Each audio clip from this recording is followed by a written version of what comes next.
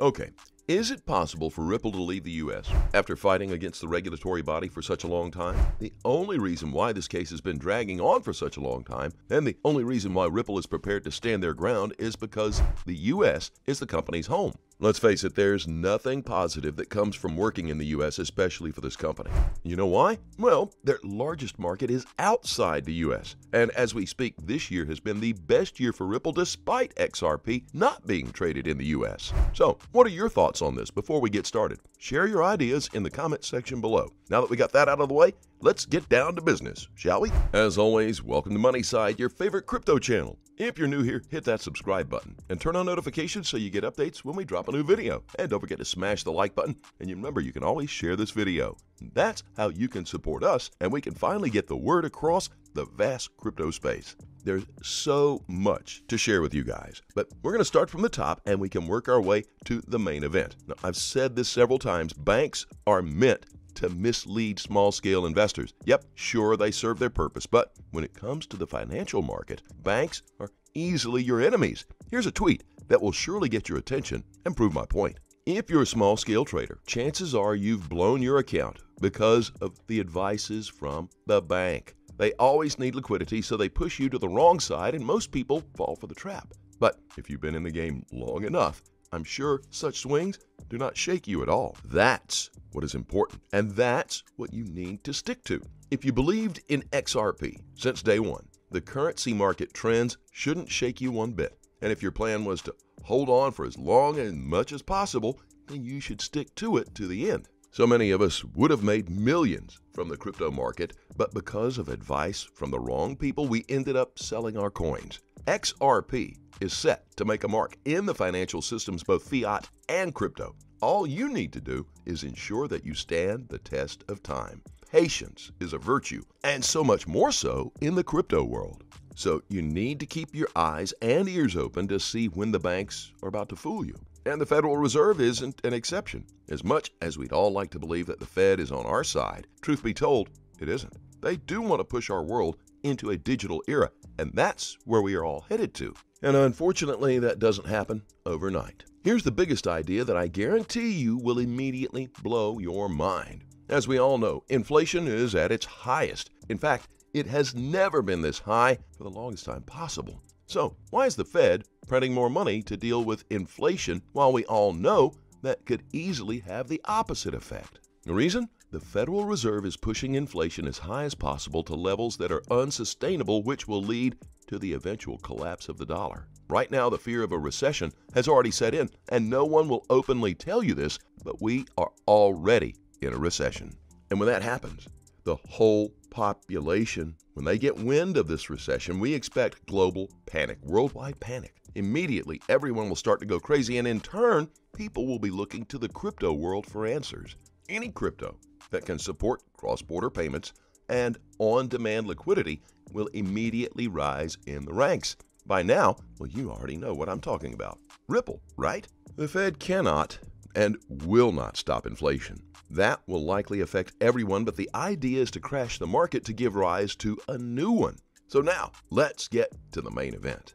There's nothing as bad as going to war with someone who's already embraced his death and will likely still win, even after dying. That's what Brad Garlinghouse and Ripple are prepared to do. If all goes south, which by my account we are already in the world possible version of it, Garlinghouse pointed out that they are ready to move out of the U.S. And who do you think that will hurt? Obviously not the Ripple community, but the U.S. and its citizens. The leadership we've seen outside of the United States in crypto regulation is way ahead of where it has been in the U.S. It's something we've been saying for years.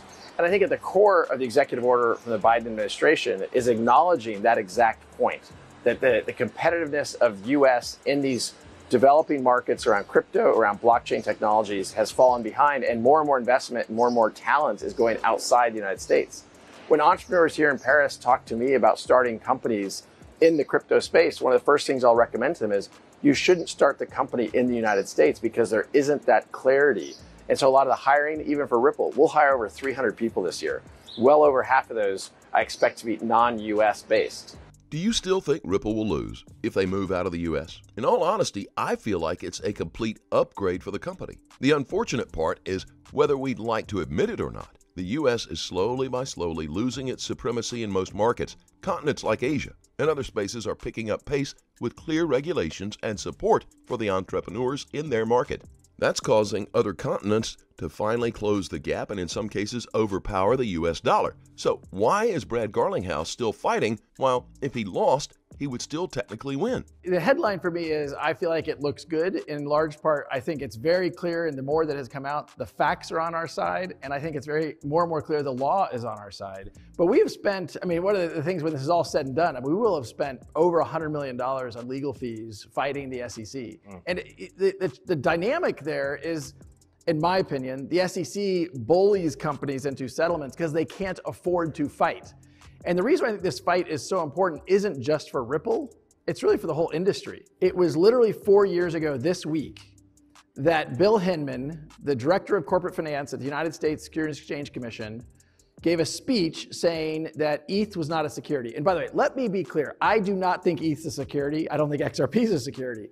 But at the time, we viewed this as, isn't it great that 4 years ago, we're starting to provide some leadership and some clarity. And I viewed this as actually a very positive sign. I remember there's emails which now the SEC has read from our internal documents where I sent the team a note saying, hey, this is great news. We now have clarity of how the SEC is thinking about this.